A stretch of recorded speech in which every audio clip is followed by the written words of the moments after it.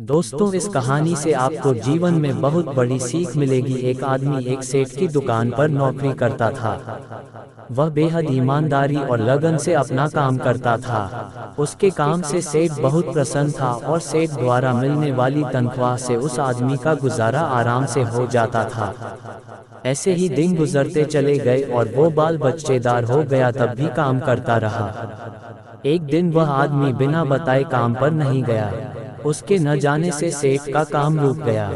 तब उसने सोचा कि यह आदमी इतने वर्षों से ईमानदारी से काम कर रहा है, मैंने कब से इसकी तनख्वाह नहीं बढ़ाई, इतने पैसों में इसका गुजारा कैसे होता होगा। सेठ ने सोचा कि अगर इस आदमी की तनख्वाह बढ़ा दी जाए तो यह और मेहनत और लगन से काम करेगा।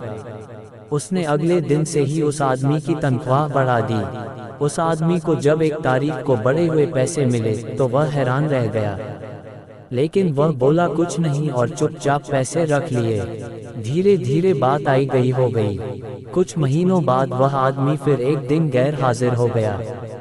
ये देखकर सेठ को बहुत गुस्सा आया। वह सोचने लगा, कैसा कृतघ्न आदमी है, मैंने इसकी तनख्वाह बढ़ाई पर न तो इसने धन्यवाद तक दिया और न ही अपने काम की जिम्मेदारी समझी। इसकी तनख्वाह बढ़ाने का क्या फायदा हुआ, यह नहीं सुधरेगा। और उसी दिन सेठ ने बढ़ी हुई तनख्वाह वापस लेने का फैसला कर लिया। अगली एक तारीख को उस आदमी को फिर से वही पुरानी तनख्वाह दी गई, लेकिन हैरानी यह कि इस बार भी वह आदमी चुप रहा। उसने सेठ से जरा भी शिकायत नहीं की।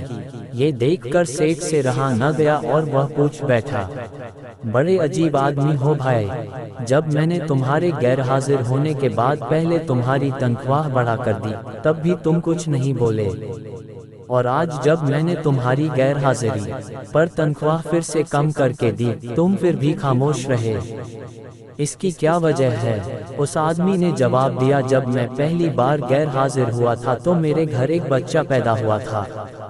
उस वक्त आपने जब मेरी तनख्वाह बढ़ा कर दी तो मैंने सोचा कि ईश्वर ने उस बच्चे के पोषण का हिस्सा भेजा है, इसलिए मैं ज्यादा खुश नहीं हुआ। जिस दिन मैं दोबारा गैर हाजिर हुआ उस दिन मेरी माताजी का निधन हो गया था। आपने उसके बाद मेरी तनख्वाह कम कर दी तो मैंने यह मान लिया कि मेरी माँ अपने हिस्से का अपने साथ ले गई। फिर मैं इस तनख्वाह की खातिर क्यों परेशान हूँ। ये सुनकर सेठ गदगद हो गया। उसने फिर उस आदमी को गले से लगा लिया और अपने व्यवहार के लिए क्षमा मांगी। उसके बाद उसने न सिर्फ उस आदमी की तनख्वाह पहले जैसे कर दी बल्कि उसका और ज्यादा सम्मान करने लगा। मित्रों, हमारे जीवन में अक्सर सकारात्मक और नकारात्मक दोनों तरह की घटनाएं होती रहती हैं। जो आदमी एक अच्छी घटना से खुश होकर अनावश्यक उछलता नहीं और नकारात्मक घटनाओं पर अनावश्यक दुख नहीं मनाता और हर दशा में अपनी सोच को सकारात्मक बनाए रखते हुए सच्ची लगन और ईमानदारी से कार्य करता रहता है, वही आदमी जीवन में स्थायी सफलता प्राप्त करता है।